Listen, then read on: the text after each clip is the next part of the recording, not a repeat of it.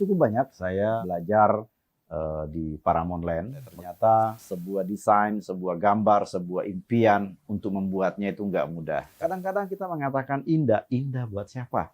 Indah buat yang buat atau indah buat yang nanti yang menggunakan. Nah, ini yang menjadi satu kolaborasi yang harus kita perkuat.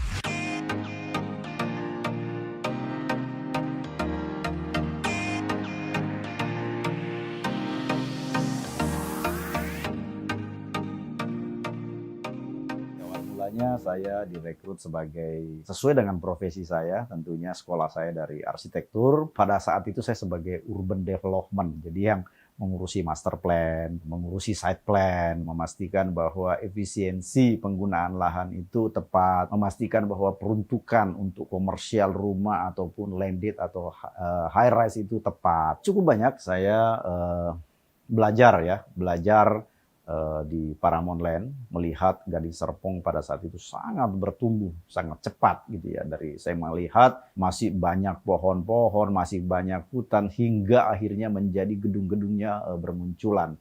Bisnis di mana-mana berlangsung. Saya pada saat itu di arsitektur kurang lebih sekitar 6 tahun apa 5 tahun itu mendapatkan tugas baru. Saya diperbantukan di proyek. Jadi kalau biasanya ketemu dengan konsultan sesama arsitek, ketemunya gambar, pensil, tiba-tiba mendadak harus ketemu dengan lapangan, ketemu kontraktor, tukang. Ini juga menjadi pembelajaran buat saya. Ternyata sebuah desain, sebuah gambar, sebuah impian untuk membuatnya itu nggak mudah. Karena itu ketemu dengan bagaimana membangunnya, bagaimana meletakkan 1 bata, 2 bata, 3 bata, bagaimana meletakkan atap, ternyata itu nggak mudah, nggak sesuai seperti pada saat kita gambar. Nah, itu juga menjadi satu pelajaran buat saya. Saya masih ingat saat itu di Paramount terjadi satu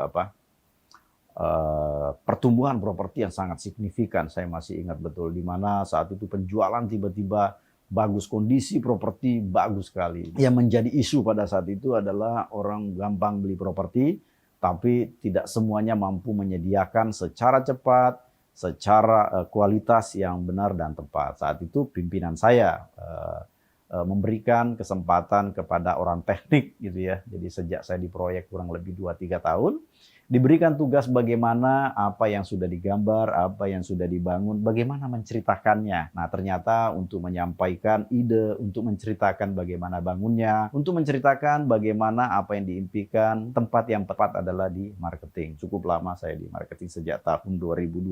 Dan disinilah memang yang menjadi jawaban. Ternyata setiap kita ingin berkarya, tidak harus hanya untuk kita. Berkarya, mendesain, membuat plan, master plan, apapun di atas kertas, itu bukan hanya untuk kita. Tapi bagaimana memudahkan tukang, bagaimana memudahkan kontraktor, bagaimana desain kita bisa dihitung, bisa dibuat dengan tepat, cepat, kualitas yang bagus. Yang mau pakai nanti siapa?